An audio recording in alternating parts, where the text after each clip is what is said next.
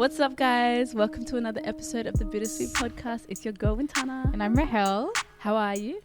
I'm good, sis. Yeah? Yeah, I'm good.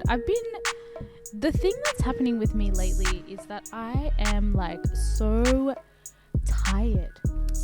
Like yesterday, obviously I saw you. I woke up early and then I slept till 11. Like, whoa. Yeah, and then I had this party thing and then I went and saw you. I came home by like 3 and I slept for another 2 hours. I don't know how you do naps, Rahel. Like, when I do a nap, it's like sometimes I feel refreshed, but most times I feel like slow and a little bit like out of it. I only feel like that for like the first, like when I'm waking up, I'm like, you know, it's like don't talk to me for like 20 minutes. Yeah. Because I'm waking up. Yeah. And then after, I feel like I feel so fresh. Yeah. I just feel like I have energy. Like you've restarted. Yeah. No, I get that feeling sometimes, but a lot of the times before we came into the studio yesterday, I had a nap for 15, and also I'm panicky if I have somewhere to be. Yeah, I'm like you can't do it when you've got somewhere but to be. when you're exhausted, you know, you just need that 20, you know what I mean? It's like, otherwise I woke up 10 minutes before my alarm went off because I was so stressed. I'm like, oh my god, don't be late. I ended up being late, but no, one thing that's happening to me is I am sleeping really early, so I sleep around like 10:30, 11. But when I tell you I can't, like physically, I can't stay up. So let's say we're on the phone and I'm talking to you and it's like 10, I'm like falling asleep. This has never happened to me before, but it's been happening for the last like 3 months where I just can't, I can't stay up. I feel like a baby. Anywhere I am, I'm passing out. Yeah. It's crazy. That's so funny. It's crazy. Like, do you remember when we used to have movie nights and I used to do that? But imagine that at like 11. Yeah. It's crazy. That's good. That's kind of good though. I feel like your body is. Yeah, but like if there are people around you, you should be able to stay up. It's a bit concerning, love. I'm a bit concerned. Yeah. I don't know. Anyways, shall we move on to our bittersweet segment? Let's start the week with a bitter. So for everyone, I mean, I'm pretty sure a lot of people know around the world what's happening, or the genocide basically that's happening in Palestine has been extremely, like definitely my bitter of the week. You know, it's just really sad to see how many people are dying and for what, you know. And just kind of seeing how, I don't know, social media is very polarizing, how people are, when you start to see people strip away humanity and people start, I don't know, they're arguing about this and that and all the wrong things. And it's like, these are people's lives, you know, people are being displaced, people's families are being, you know, torn apart. It's, I don't know, it's just really hard to see. And obviously we live in our privilege where we're in the comfort of our homes in a country that is not really, is at peace. You're so disassociated from what's happening that you kind of are like, okay, I can post this thing and like, you know, I've done my due diligence, but really it's still going on. There's not much to really like argue or debate. Like, it's a really messed up thing that's happening. So it's definitely been something that has been on my mind and I've been seeing, and also it's very triggering because also at the same time a lot of the things that had happened not that long ago was happening in Tigray. So that is another thing that it feels very like you feel it because you know you've seen your country, your people go through the same thing, so you can, I guess, relate a little bit more. But it's really hard thing to see. So that's my bitter of the week. The state of the world is literally it's crumbling. It's crumbling. On that note, like the same thing, obviously we're hearing all the, like, now that communications have opened in Tigray, you're hearing all the deaths that have happened as well. So I'm just hearing that. I'm seeing what's happening in Palestine, and I'm just like, like I just feel sad, very sad that in this 2023 we're seeing all this stuff happen. Yeah, no, me too. I think it's so hard to. Sometimes it can feel easier to switch off and like, disassociate. And I think that's what I do, because these things, and I think we all need to be careful, like they affect you, like they give you anxiety, they can like really influence your like mental health and well-being, to just be online like constantly. And then not even online, like we're constantly having conversations about these things, especially when you talk about what's happening in Palestine and Israel, because it's so close to home for so many people, like in Australia, obviously. And for me, it's so hard to see something so blatantly unfair and like wrong, and know that all the people that are protesting, and I do see the power of social media, because like obviously rallying support, but it's just hard when you kind of feel powerless at the same time, because with things like this, there's so much politics like behind it, and there's so much like greed, and like it's a lot of this stuff comes down to like the wills and wants of like a handful of just really evil people. And then it's always like the civilians who end up paying the price. And it's not even just death, it's going to be the displacement, like, and that's going to have like effects. That's what I'm saying. It's not just once this is done, it's like the trauma that comes with that. You are displaced, you don't have, you just don't, you feel like you're constantly in danger. You've been removed from your family. You've been stripped away of like your innocence as a child. I don't know. I just think that you're truly helpless, and I don't know. I just don't understand how leaders and governments and people in power can be okay with, like, I don't know, just like allowing this kind of thing to happen, and not just, they really just don't think about the people at the bottom. I know. Like just the civilians, when that's like your responsibility. It's crazy. It's crazy. It's so sad. It's so sad. And I think like I'm glad it's so hard, because it's just it honestly really affects me. Like it's really hard to think about and to talk about.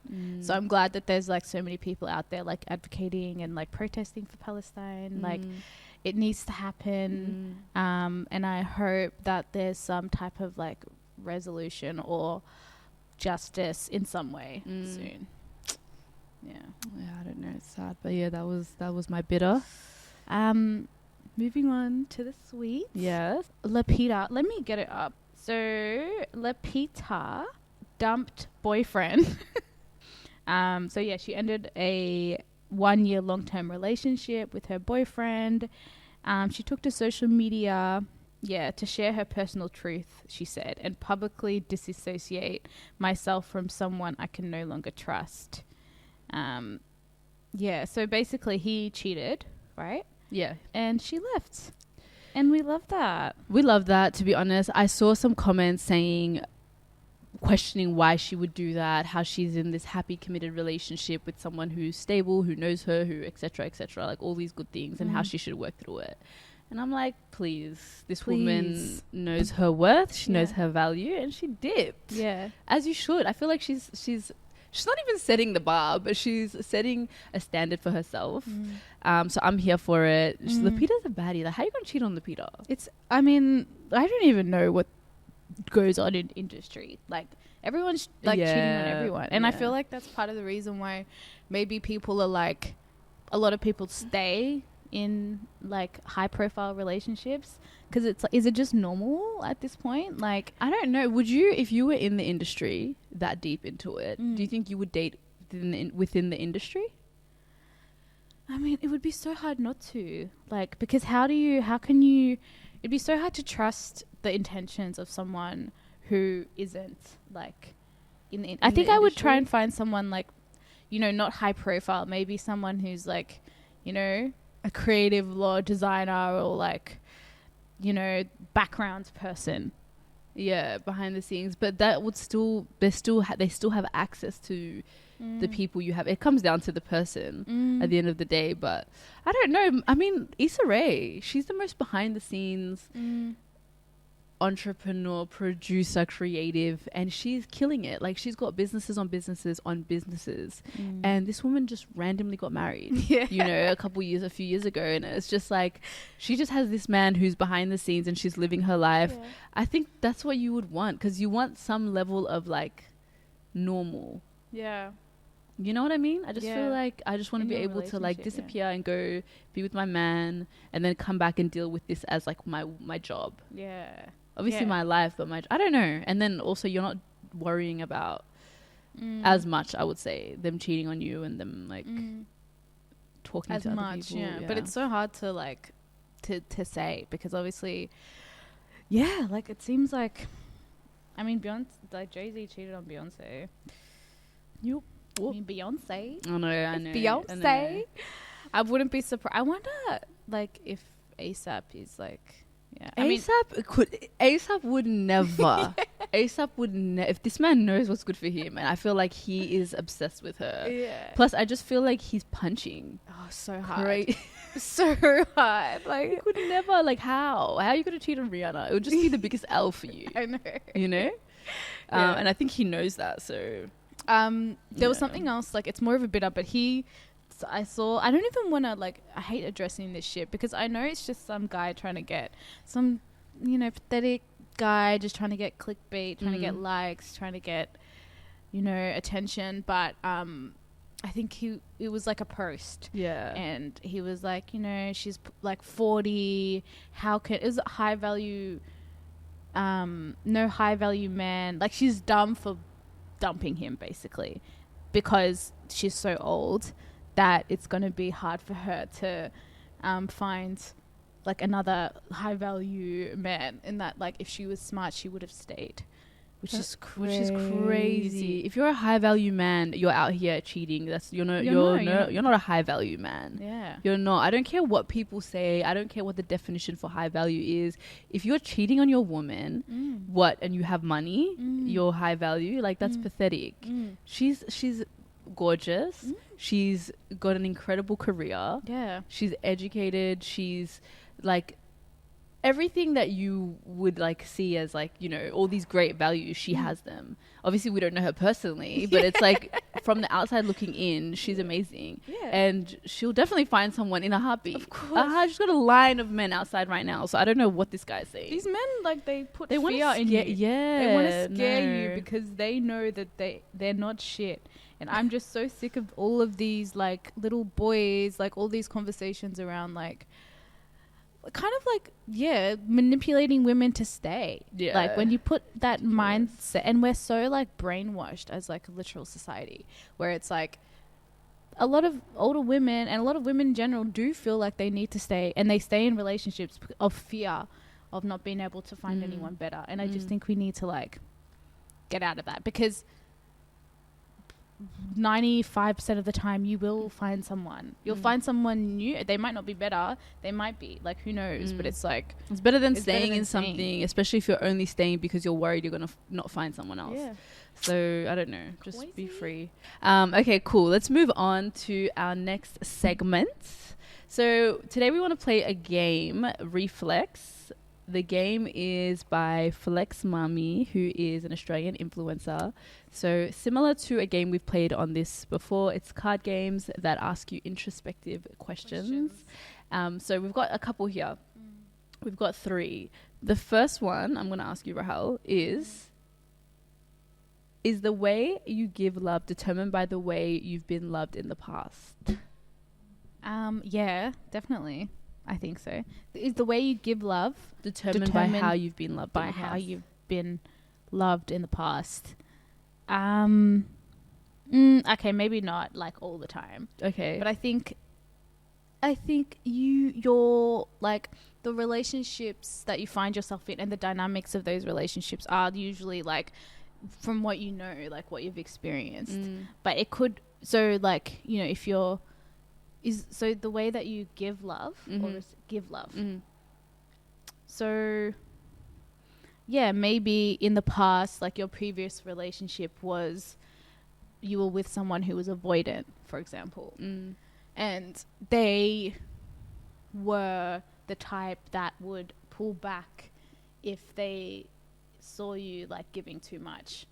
So naturally, if you're in your future relationship, you'll probably be fucking traumatized to be able to like continue to give when you're used to that only ending in someone like pulling away or pulling back from you. So I think like in situations like that. So you're saying you do the opposite? Yeah, you'd probably be more like avoiding yourself, maybe like stepping into something new. You'll hold back because that's probably what you were used to doing. Like that was like the type of love that you were giving in the past. So you're saying someone that lacked love is going to be someone that continues to lack love in the relationship that they're going to be in, or they're going to give more love? I think most of the time they'll yeah, I think that exactly that. I think they'll probably be more like hesitant to give love. And I think that's why like even when you talk about like parent like dynamic relationships and how the way that you know received love from your parents definitely influences how you are in the relationships that you're in. Yeah. So again, like if your parent is less loving, then you'll probably be like less like loving and close. If your parents were the type to be really open and like communicative and like all of these things with you and how they like showed you love, then that's probably how you'll be. But in saying that, like sometimes people do the opposite. They switch. So they crave. So maybe like if their parents were more like avoidant in their love, then they'll crave love, so they become like anxious. Yeah. So I don't know. That's true. So it is determined by the way you're loved. Then at the end of the day, it's always going to come down to. I agree. Yeah, I agree as well. I think it comes more from your parents though than it does. I feel like in previous relationships. Yeah, really? I feel like it always. I think previous relationships have an effect, but I feel like the foundation of a lot of things, it comes from your like that childhood. That's why they always say go back to your childhood and you'll like learn a lot about yourself now. 100% though. I feel like if you don't feel like loved, if you don't feel nurtured, if you don't feel like you got enough attention, it just affects your character, and then that goes on to affect how you're loved in a relationship. Yeah. So, I don't know. What about, so do you think that your previous relationship has an effect on your current like relationships? 100%. I do think that, but I think that the root of it is my childhood will always affect the way that I am in like relationships and friendships. It's just the way I am. But I also think that my previous relationship affected the way that I'm in a relationship now. But I feel like you can heal from that. And then I think that your childhood is different. Yeah, it's deep. It's like ingrained in you know what I mean? Okay, let's go on to the next one. How responsible are you for the way you're treated? How responsible are you for the way you are treated? This kind of brings us back to that conversation we had on respectability politics and like pretty privilege and all that stuff. You're not, it's on other people. Like it's on you to treat people with respect, but all you can do is be a good person. And then how people respond to you being a good person or whatever, how people respond to you as a person is entirely on them. Which is like, you should never feel like crap because you're being left out. You should never feel like crap because people aren't treating you right and all that kind of stuff. Like it really, as long as you're doing the right thing and you're treating people with love and respect and you're being a good person, then I don't think it's on you. Straight up. That was a good answer. What was the question again? What? How are you going to say that was a good answer and then ask me what the question was? No, because what? Crazy. Because I have like a gist, like I have an idea of what it was. It's like, how responsible are you for the way people treat you? Okay, yeah. How responsible are you for the way you were treated? For the way you were treated. The way you are treated. Yeah. Yeah. If we're talking from like how can you change it, I guess like if you feed into all the other the pretty privileged politics and like all the like you can make yourself more likable, but why would you do that? Yeah. So it depends how you take the question. The last one that I want to ask you is, have you worked harder improving your intelligence or your appearance? I would say I've worked harder to improve. Oh, my appearance. Definitely. So do you feel like you've been proving your intelligence more? Oh, that's hard. It's hard to say. I think I've put more time into like I think every day it's intelligence, because every day I'm like learning new things, like challenging myself. Like, you know, even through Bittersweet, like always just putting effort into those things. Yeah, I think it's something that, you know, and whereas appearance, I think it's just maybe like I spend more money on that. Rather than like, but I might invest more into, but I invest way more time into my like intellect. That's interesting. By just like by like your day to day. Yeah, by my day to day. Okay. A lot of extra time outside of even like paid hours at work, for example. Yeah, I guess okay. If you say it like that, then I can agree, because I feel like maybe consciously I put more time into like elevating my look. You know what I mean? I feel like as I'm getting older, it's like, okay, I want to dress nicer, put more effort into like the way I do my hair, learn how to do makeup properly, like all that kind of stuff. Like you're doing things to, I guess, and just like self-care routine. Like I'm a lot more intentional about all the little things, you know. But I also feel like I do put effort into, like I read more.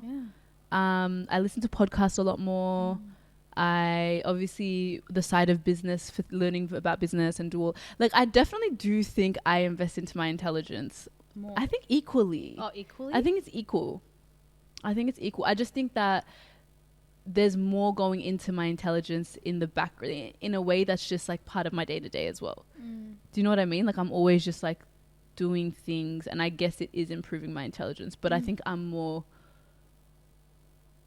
I don't know. It's like I know when I would say equally. It's equal. It's equal. Yeah.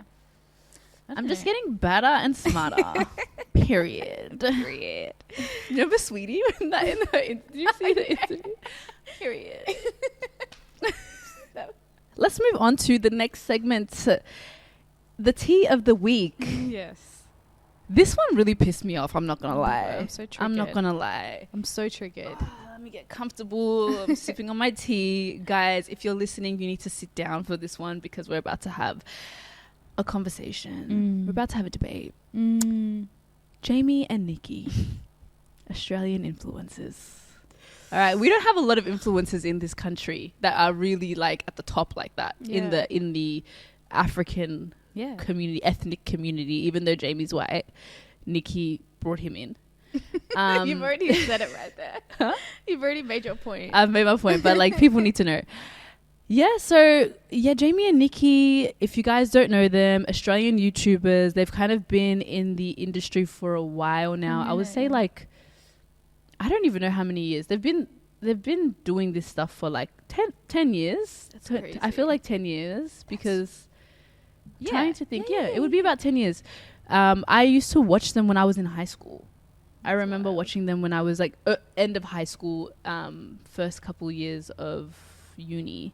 I was watching them, and so she's South Sudanese, he is Australian. They got engaged, and they went viral after the engagement, I think. And they just became like YouTubers that were doing great. Their channel blew up.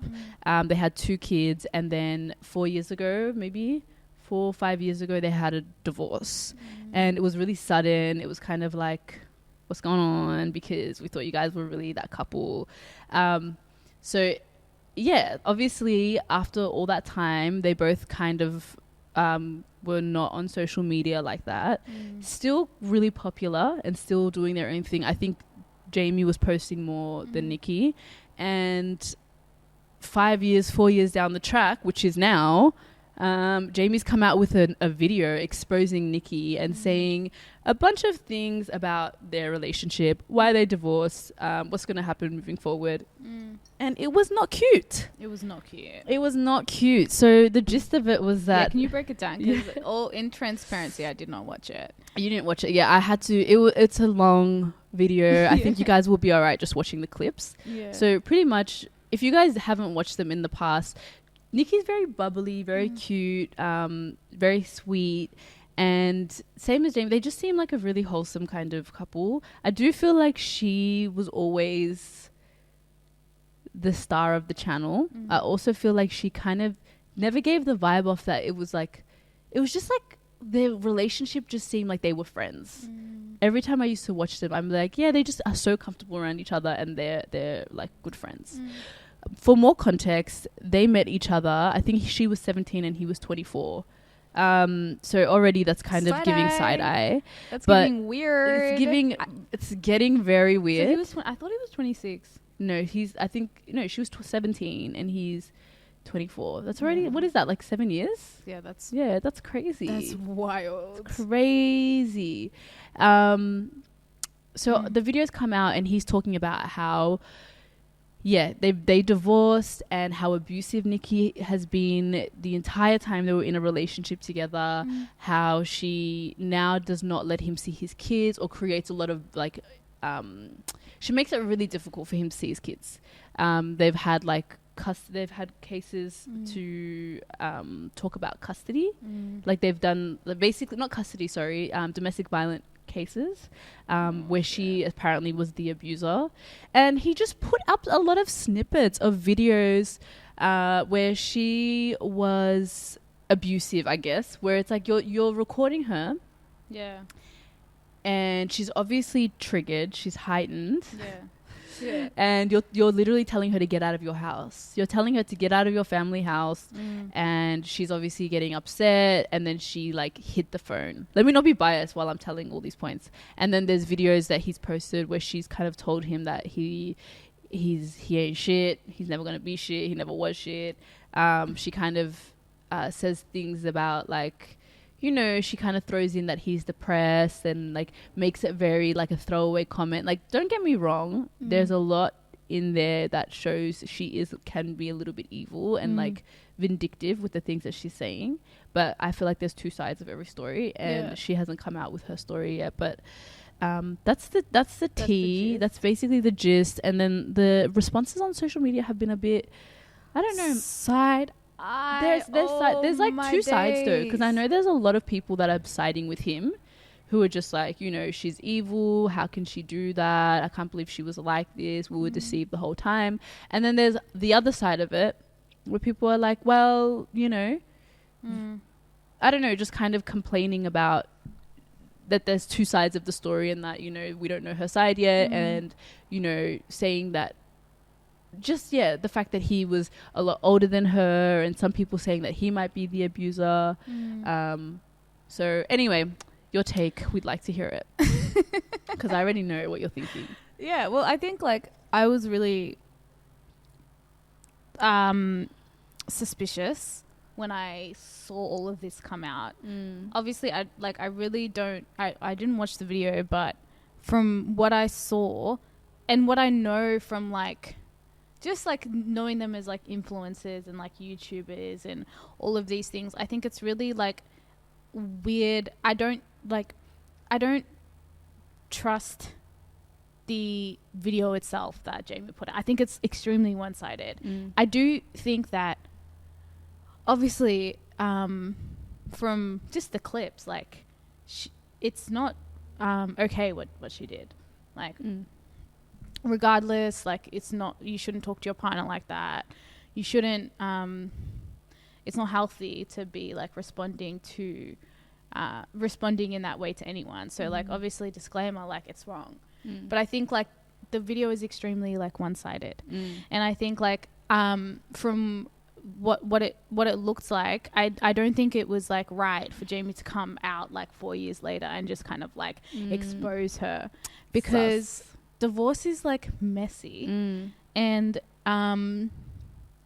arguments can get, you know, messy as well. Like people can get angry, and again, I'm not saying it's okay, but it's like, I don't think that it's good for the kids for this to come out. I think like just kind of like blasting the mother of your children like that is crazy. And I think it's really convenient that, you know, this is all coming out like 4 years after they've apparently been it was separated. because they were having the custody case, so they've been having it, and he probably couldn't speak on it.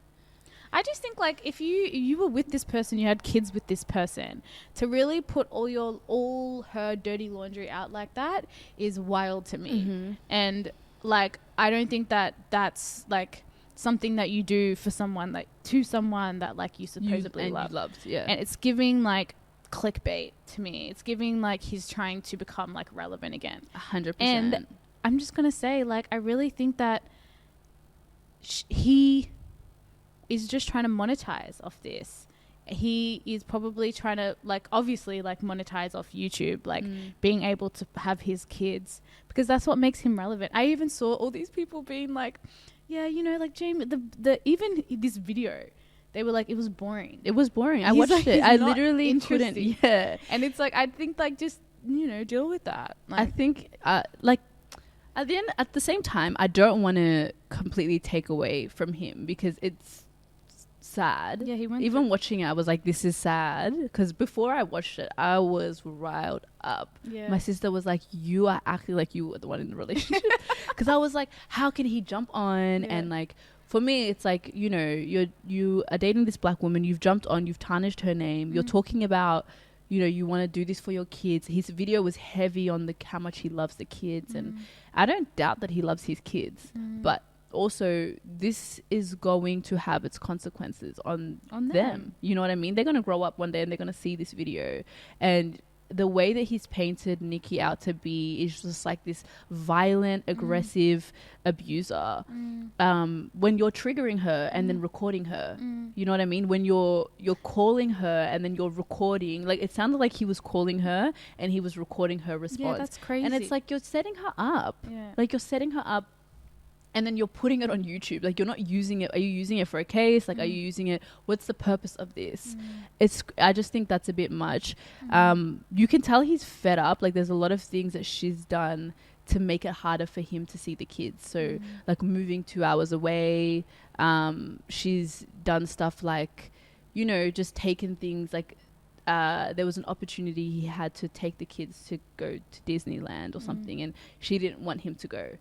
She said, you know, it's every mother's dream, and then she kind of took that opportunity for him to go with the kids, and he offered to give it to her, and she was like, I don't want it. She has stopped like dropping the kids off, so that it takes even longer for him to spend time with them. So it's like little things like that where I'm like, you're now taking away, you guys, it's an ugly divorce, and the kids are literally the ones that are going through it. And then there was one more thing, I think so he's technically not allowed to post. The whole video came from because he wants to switch up his channel. He wants to go from this family channel to whatever he wants to be now, right? And the reason why is because she's created like I think they have a contract, and he legally can't post more than one video with the kids in it a week. And he's like, I'm missing out on a lot of sponsored content. I'm missing out on a lot of like money because she is getting in the way of that. Which for me, I'm like, they're equally his kids the same way they're your kids. You've raised them the same. He's provided for them in the same way. If you're posting videos with your kids, you're just taking away from his bag and not letting him do things, which is gonna like hinder the way he can provide for his children, you know. So it's like, at the end of the day, it's affecting your kids at the end. Like, why does how much money he makes affect you? If it's like you guys have made an agreement not to post your kids online, fair enough, but you can't post them and then say he can't post them. I mean, you can't post your kids and then stop your man or your ex-man, whatever, from posting them as well. I think that's a bit weird. So that's where I think she's wrong, and obviously like the way she speaks to him is kind of wrong, but also I just feel like she just doesn't like him. I feel like she doesn't like him, which doesn't justify the way she's speaking to him. But I just feel like I just feel in my soul, I feel like there are two sides to this story, and I just feel like Jaime, like it just sounds like you, I don't know, for you to go and do this, it just makes me question how much you really loved her, how much you cared about her, and what else you've done. Like, I don't know, like what, like you said, I think it's like to go and like record her in the most like ugly moments and then post that is not right to me. And I know a lot of people in front of your mum as well, like in front of your mum. I don't know, I just think that she's been really private this whole time. She's been really private about their relationship, and I just it doesn't make sense. Just switch the channel, you know. I don't know, there's a few things that I was like side-eyeing, and also the fact that she was so young when they got together makes me question. I always feel like when you're really young, you're with someone that's a lot older, whether they're like blatantly abusive or not, there's a like imbalanced power dynamic going on there.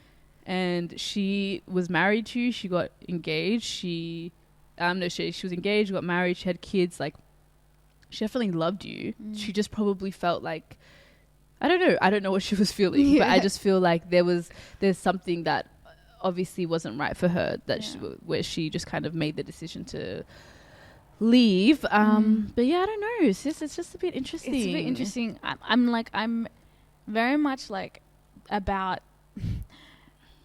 like bigger picture, and I know like what we saw was like wrong, and it's not the right way to behave in a relationship. But I don't like the idea of kind of like dragging down and like cancelling one of the only like black female influences that we have on the word of like a white Australian man. And I know that it's like, oh, it's not about race, but it is. Everything is.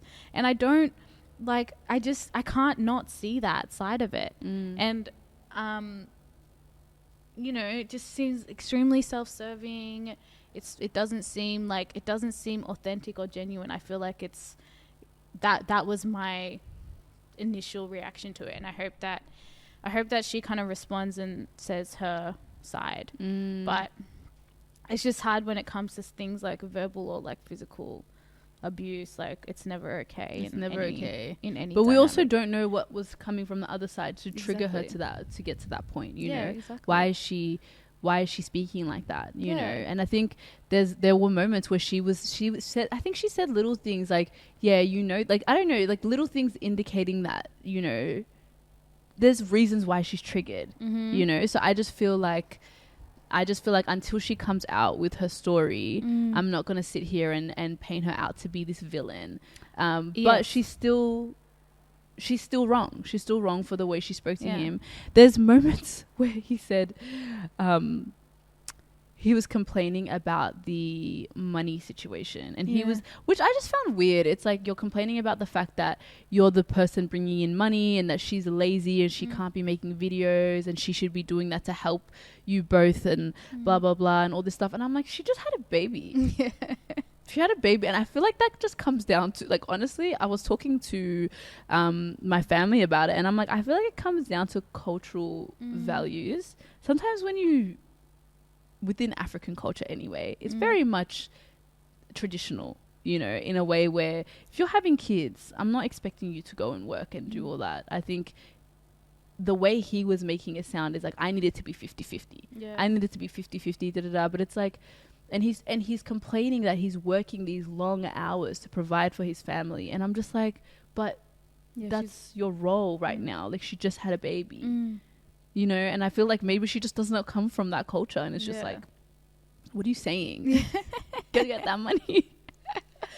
I was really disappointed with the response online, and I think it was like, people were so quick to just be like, wow, like, Nikki, like, she's not the person that we thought she was. Like, I can't believe that this is all like, very much so quick to just completely cancel her, which was wild. And a lot of it was coming from like black women as well. Yeah. Which I don't know. I just think that I think we should always be cautious when it comes to sort of like, and a lot of people probably won't agree, but like just always going against like black women in these like spaces, especially in Australia. So I found that really weird, and I think that like we need to like wait and see like the bigger picture before making it. I mean, I think that's the way social media is just annoying in that way, because you hear one side and your mind is like, oh my god, this person is so this and that, and then you hear the other side, and then completely different perspective. You know what I mean? People are not discerning enough. Yes. And I just feel like she's gonna come out, she's gonna clap back. I just feel like she's gonna come in with all the receipts, and we're really gonna see. And even that is annoying. Like, imagine being a mother of 2 and your ex baby daddy decides to just jump online to just talk, literally talk in the car, and now you have to come out with a rebuttal because you're a social media person, and this is like, you know, I just don't think it was handled correctly, responsibly. I think it's like, you know, as a grown adult, there are other ways to resolve these things. And I feel like you have 1.9, he has 1 point something million followers, subscribers on his account. You know, you can afford to lose a few thousand subscribers to just switch up your account content and make it something else. Like, you can, and you will, if you were like, but he chose to drag her through the mud. And I just feel like, for me, it's a bit of a I don't know, I think it's a bit of a side eye. You know, so my final comments, like, I think that it's like, it's messy, it's a divorce, and it's been taken public when it's not necessary, and I don't think that that's right. Yes. But disclaimer again, we obviously do not support domestic violence. We don't support people tearing people down, especially when mental health and other things come into the picture. But it definitely could have been handled better. So, a final segment of today's episode, we're going to go into a quick listener's dilemma. Let me pull it up. Today's dilemma is an interesting one, actually. Okay, so today's dilemma starts with, okay, ladies, recently I've been feeling really antisocial. I don't have the energy or capacity to see any friends or anyone, but I also feel really guilty for neglecting my friendships. We're usually always together or in contact at the least. Am I being selfish, or is it okay to prioritize myself right now? Yeah, do you want to answer that first? Yeah, I think, of course, it's okay to... What is it? Prioritize yourself. Yeah. I think, like, if maybe just kind of you could... Yeah, I don't know. I think everyone's busy at the moment as well. Like, everyone has... If it's people... If this person is, like, in the same kind of, like, age range as us, like, I think everyone's busy. You might be feeling really bad and overthinking when your friends are probably just, like not even thinking about it. Yeah. You know? Or it could also be like they are calling you, and they're like, we don't know how. She's saying that they're always in contact. So I feel like 100% it's okay to take a step back and just like prioritize yourself, because what's the saying? You can't pour from an empty cup. Yeah, this is wise. I mean, dropping that.